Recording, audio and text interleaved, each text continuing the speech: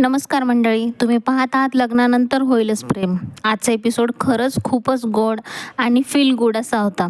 खूप दिवसांनी असा हलका, मजेशीर आणि भावनिक टच असलेला भाग पाहायला मिळाला.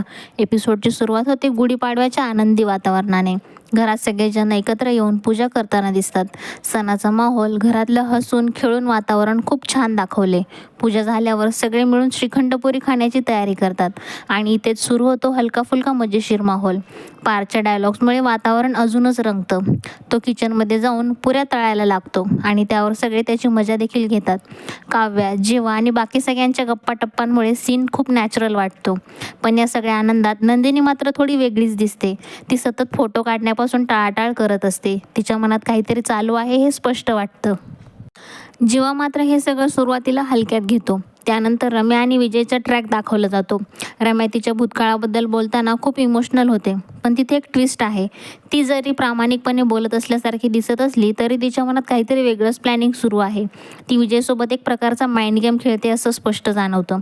विजय तिच्यावर इम्प्रेस होतो आणि तिच्या ऑनेस्टीचं कौतुक करतो. पण रम्याच्या मनात मात्र काहीतरी वेगळाच प्लॅन शिजतोय. तो पुढे नक्कीच मोठा ट्विस्ट देणार आहे. पुन्हा घरातील सीनमध्ये सगळे मिळून जेवायला बसतात. जुन्या आठवणी काढल्या जातात. हशा मस्करी. पण नंदिनी अचानक सगळ्यांसमोर चिडते आणि तिथून निघून जाते. इथूनच सुरू होतो आजच्या भागाचा सगळ्यात इमोशनल पार्ट. जीवा नंदिनीच्या मागे जातो आणि तिला समजवण्याचा प्रयत्न करतो. नंदिनी त्याच्यावर रागवलेली असते कारण तिला वाटतं की जीवा तिच्या वजनाबद्दल आणि अपीअरन्सबद्दल बोलतो आहे.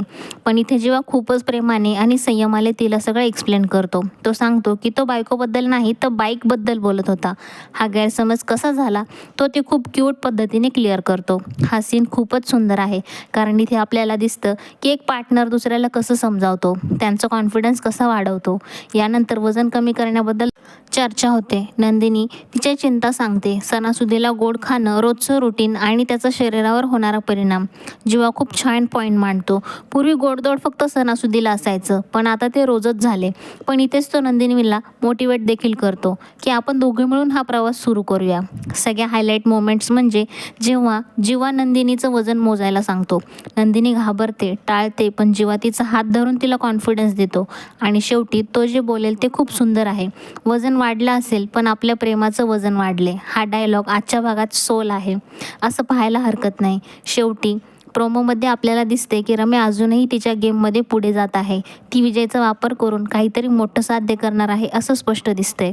तर मंडळी, आजचा भाग इथेच संपतो. भेटूयात पुढच्या भागामध्ये. चॅनलला सबस्क्राईब करायला विसरू नका. लाईक देखील करा. धन्यवाद.